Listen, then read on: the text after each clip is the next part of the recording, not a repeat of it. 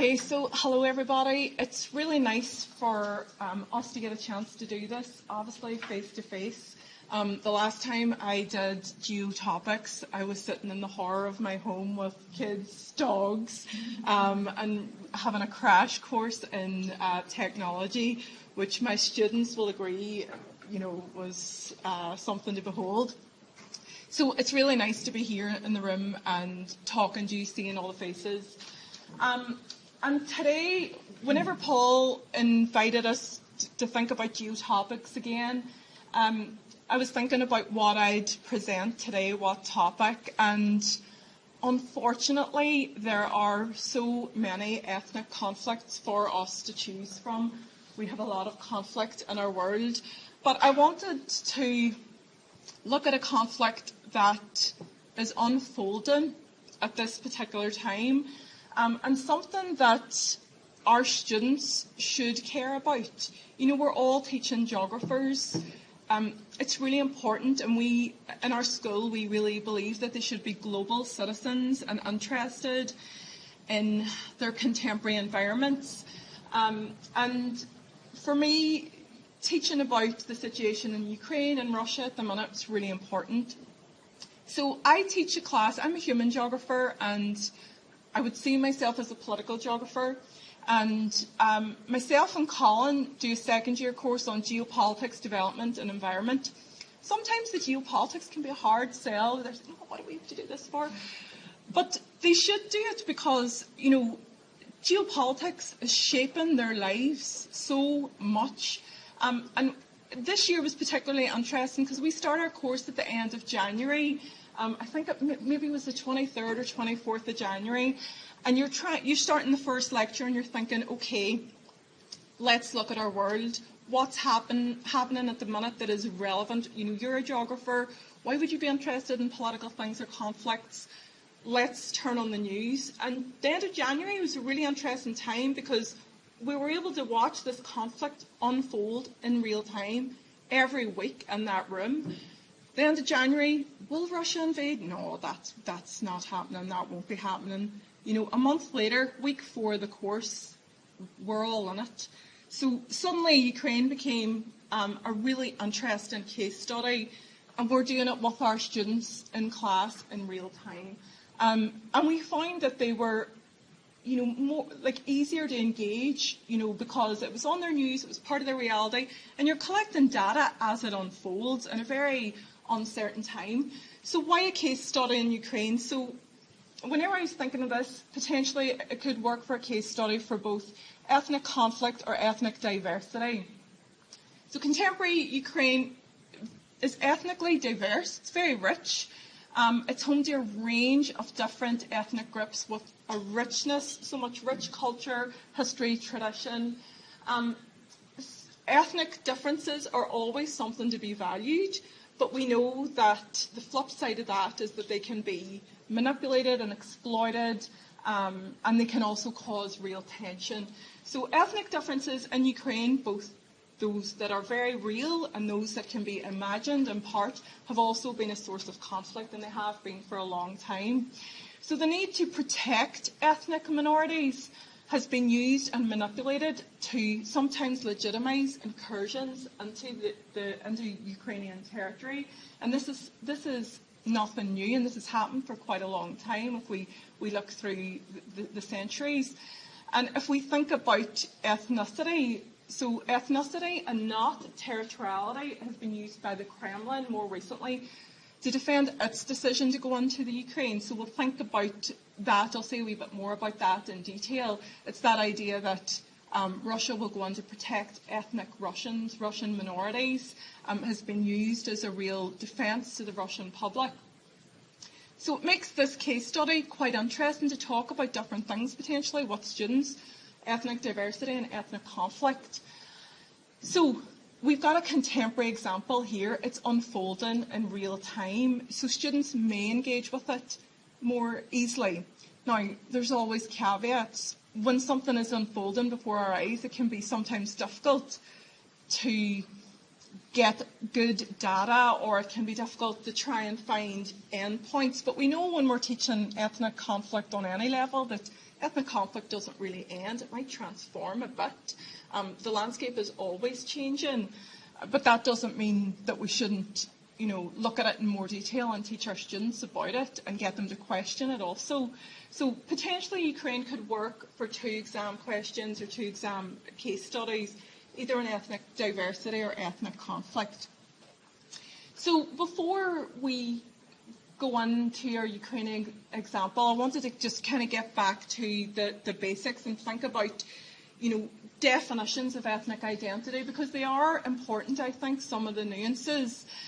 So we've got a lot of this seminal work on ethnic identity been linked back to Horowitz, who talks about this umbrella term to define ethnic identity. So ethnicity is a concept, this umbrella concept that embraces groups that can be differentiated by a whole range of factors: colour, language, it includes religion, and it can also include things like tribes, races, nationality, or caste.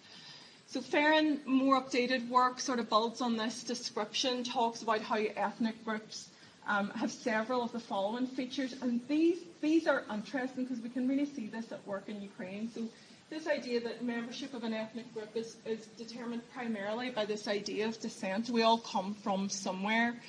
We have this affinity to a particular place or a particular group, and we feel a connection with, this idea of, either an ancestral homeland or an attachment to a place. So if your ethnic identity, potentially, you're conscious of belonging to something bigger, group membership is important. You may share these distinguishing cultural features. They're valued by a lot of groups in a minority group or an identity group. There's this idea of a homeland, whether that's real or imagined. The idea that there is a homeland somewhere is critically important. And a group has a general understanding of a shared history, and that's not potentially, as Farron suggests, wholly manufactured, but there's some basis and it's somewhere. So, that's getting back to the basics of what we mean by an ethnic identity. So let's look about ethnic diversity in Ukraine. Sometimes I think it can be presented that there's, maybe 2 large ethnic groups and no one else counts, but we've actually got scores and scores of ethnic minorities all across Ukraine, but we've got 2 large groups here. So these are the largest, but there are a whole host of ethnic minorities and ethnic identities in Ukraine. Now, one caveat: so before the recent war, the population in Ukraine was approximately 43 million. Okay, and collecting data in Ukraine has been traditionally difficult, largely in part because of a lot of instability. But we have, a lot of this data comes from the 2001 census. That was the last proper census. They had a go at an electoral census in 2019, which was not inclusive. It didn't reach out. So a lot of the numbers in Ukraine is really old, actually. And the UN are trying to update this, but we know now with this mass exodus of refugees that it's hard to get a handle of how people actually identify in Ukraine. But this gives us a picture here. So what I should say about all these ethnicities is that each group has a distinct set of cultural values and traditions. There's lots of different religions, different languages, and the ethnic composition of the modern Ukraine, contemporary Ukraine, is a product of centuries of political change, lots of conflict, conquest, occupation. And one resource that is quite useful is a resource that was developed by a cartographer for the Washington Post, Jean Thorpe. Now, the Washington Post is behind a paywall, but they've got lots of good data sets, and I think you can access the first few things that you can download for free. But they've got lots of good resources on Ukraine recently. But it's this idea that descent is an influencing factor in shaping our ethnic identities. So see this green boundary line. This is the Ukraine as we recognise it today. But we can see through the series of maps that Thorpe has developed, we see how the geography of Ukraine, the contemporary Ukraine, has changed through centuries. It starts off in the 8th century known as Kiev Rus. So you can already see there is the beginning of an identity that merges contemporary Ukraine eventually with its sort of Russian counterpoints here. And you're seeing lots of different invasions. It changes over the century. The boundaries change. The identities change. But Ukrainian cultures, languages, or Ukrainian language and traditions all start and can be traced back to the 8th century. So you can see how that changes then during the First World War, and then it becomes absorbed into the USSR then in the 1920s. And again, the boundaries change. Like lots of parts of Europe, through conflict, through conquest, through divisions, our maps always sort of, they're always changing. They're subject to different power battles. Maps are never truthful. So we see a lot of that. So all of this change shapes ethnic identity in Ukraine, and to try and bring us up to the present, and think about where this current conflict lies, we have to kind of take a step back and just think about Ukraine during the Soviet era. So obviously it's absorbed into the Soviet Union. It plays a really, really important role. It's seen at one stage as this sort of the breadbasket for much of the USSR. It's also, got really good access to the Black Sea, which is critically important for the Soviet Union. It's got a warm water port, which Russia doesn't have. So geography is critically important in conflict. Geographers should be learning about conflict. So we see Ukraine, it's strategic. It's a strategic stronghold for Russia. But some really interesting things happen during that Soviet era that really begins to reshape and remake Ukraine. So almost 3 million Ukrainians die as part of Stalin's agricultural policies. There's widespread famine, as we know, through the Soviet Union. 3 million Ukrainians die, and they're actually replaced. So it leaves loads of holes in villages and towns all over the Ukraine, and that's replaced by these really strategic policy making, by the likes of Stalin at that time. So what he does is he actually replaces these empty villages and towns with Russians, ethnic Russians, from the likes of Moscow, St. Petersburg. They're moved in. So again, that changes the dynamic in Ukraine as well. So, and that's happening, all over the Soviet Union.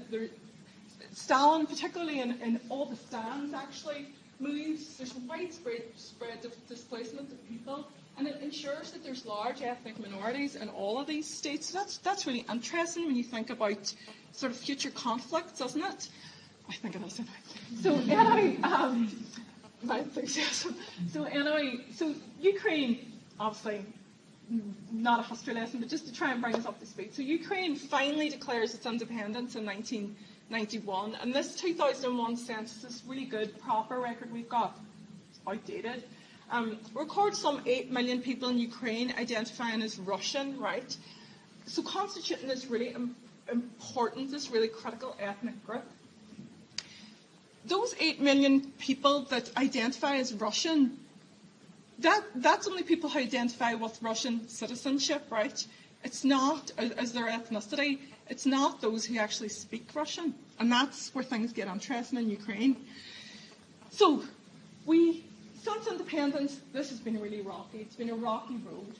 And we've got lots of ethnic diversity that's spilled out and become quite tense in these post-independence years. So Ukraine has been engaged in this struggle since 1991 to assert its independence, right, and build its nation from the ground up. That's critically important. Politically, that has not been an easy task. So it's got lots of sizable ethnic minorities who have got political and cultural affinities with neighbouring states. Separatism is very real in Ukraine. It's a key objective. It's a key objective for some Russian communities living in the eastern parts of Ukraine, but not all. And this has been like it's a challenge that has always remained, it poses a real challenge for governance in Ukraine as they're trying to kind of develop a strong Ukraine identity.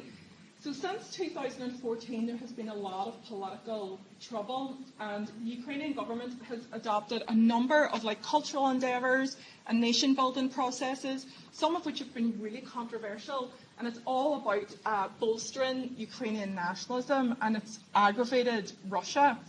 And we've just got a picture here of a pro-Russian rally in eastern Ukraine in Donetsk in 2004, and you can see here that there's a picture of Stalin there. So again, an example of a pro-Russian stance in some parts of eastern Ukraine. So what's Russia's position? Well, we know quite a bit about Russia's position, but Russia, whenever it refers to Ukraine, it has got this really interesting take. And it struggles, and has always struggled traditionally, with the very idea of a distinct and separate Ukraine. And I thought this was a really interesting take-home from an interview with a really high-ranking official in the Kremlin in 2019. There is no Ukraine, there is Ukrainianness, right? So pointing to an identity. That is a specific disorder of the mind. There is no nation. So that idea that there's just we don't accept that that Ukraine is a separate entity.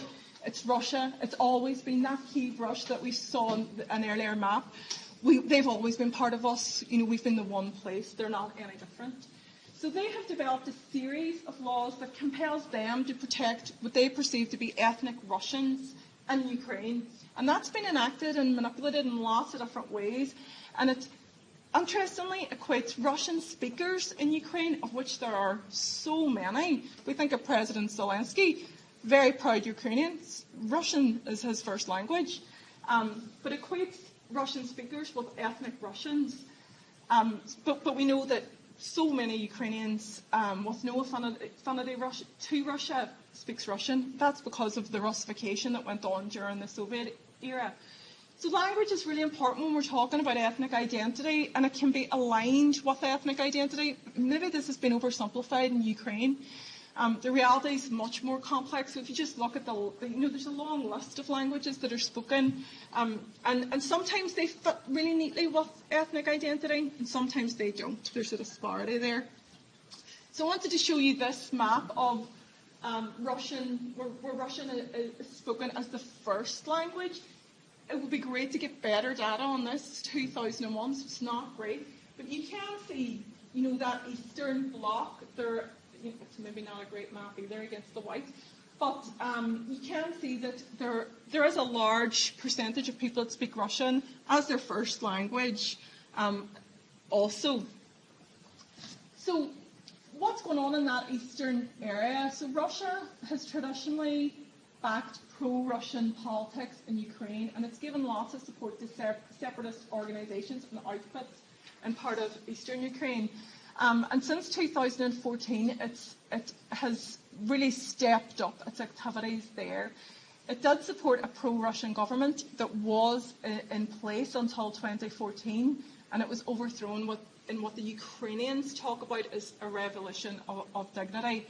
So what happens, things have really snowballed since 2014, so they annex Crimea whenever this government is overthrown, and at the city of Sevastopol, really important because that's a warm water port.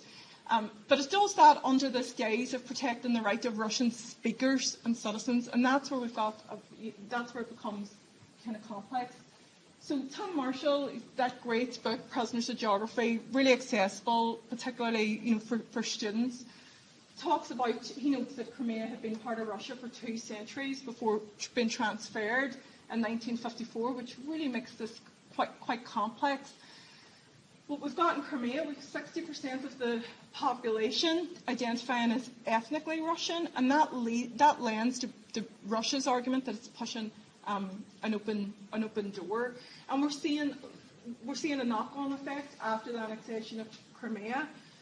Separatists seize power in eastern Ukraine, and they take large swathes of Donetsk and the Luhansk, where the majority of residents are Russian speakers, and you get these two sort of regional provinces that are emerging, the Donetsk People's Republic and the Luhansk People's Republic as well. So obviously these two provinces share a border with Russia, and when we've got borders, there's always a meltdown, isn't there, of identities, cultures, traditions. So we should expect fluidity across borders. But there's also kind of interesting work that's happening there as well. So although we haven't got really recent data, we do have smaller studies. So we do see support for separatism here. But what's interesting is that we also see people with a hybrid identity. And I think that's an interesting point. For so long, we've always been told, well, you can't be this if you're this. But we're seeing really lots of examples of identity being much more fluid. So we've got people in these provinces that identify actually with, ethnic, that idea that you can be an ethnic Russian and an ethnic Ukrainian. And we've got this idea of a hybrid identity. And this recent study, well, not recent, 2014 study, you see support for some separatist states there, but not necessarily directly aligned with Russia. So that's interesting as well, how identities are changing. So I wanted to just come back to language again and I suppose try and marry that with a lot of what's going on to set some context. So obviously every good state wants to be plural, don't they? They want to have inclusive policies. In January 2019, there was a new, very controversial Language Act enacted by the Ukrainian government. And this was all about nationalism. Even the text was about nationalism. It was about bolstering support for Ukrainian as a language and furthering a nationalist project. But the text of it talked about Russian aggression, right? Which is an interesting thing to put in a Language Act. So we talked about language as being a matter of national security. We need to protect this language against this aggression. So Russian suddenly is not afforded the same protection and rights as other minority languages. And you've got international organisations like Human Rights Watch that says, well, actually, this language policy is quite controversial. It needs to be much more inclusive. So Russian becomes abolished as an official language of the state. Now, that had been introduced in 2012 to allow Russian speakers in all these different provinces, and where Russian is spoken as a first language, to engage and to use Russian in government business. So this becomes very controversial, right? And I know I'm kind of running over a bit. So this is some of the ideas that it talks about. Ensuring territorial integrity. The importance of Ukrainian. Really enshrining that. Absolutely fine, but it seemed to be quite controversial. By those who don't speak Ukrainian as a first language. So let's bring some names on here. Is language always a marker of ethnicity? No. So identity divisions in Ukraine aren't just based on language, as I've said before. So there's lots of interesting academic work on this. Arel and Kempko suggest that the role of language has actually been artificially exaggerated by rival groups to score political points. And the idea that there's just two different ideas or two different ideologies, two different identities in Ukraine, like a bipolar nation's a bit difficult to reconcile. So sometimes we're presented with Ukraine in really simplistic terms, aren't we? So sometimes you see like a West-East split. So everybody in the West, shares a border with Europe. There's two conflicting identities. Everybody in the West, pro-European, Ukrainian speaking, They want to join NATO, they want to join the EU. That grand. And then in the East, everybody's pro-Russian, they're nostalgic for Soviet past, and identities constructed around language. But there's a real discrepancy here, and that's lots and lots of Ukrainians speak Russian. Russian was really useful during Soviet times. It was seen as a language to kind of, level up, all that sort of thing. So it's complicated. There is merit in geographic proximity to shape identities. Of course, we know that borders do that, but it's not always straightforward. So last couple of points just. So ethnic identity and diversity is an interesting way to look at this conflict in Ukraine. We see that it's got lots of overtones, but we know that it's not just about this desire to protect Russian minorities in Ukraine, this recent conflict, this recent invasion. It's rooted in these broader global geopolitics and the Kremlin's anxiety over these Western borders. And if we just think, which is the simple geography of Russia, Russia doesn't really have any issues in its southern border, the border that it shares with the likes of China, even though China is a global superpower. The physical landscape's really inhospitable, and China in the foreseeable future is not. Russia doesn't see China as any sort of threat. Marshall's take on this is interesting.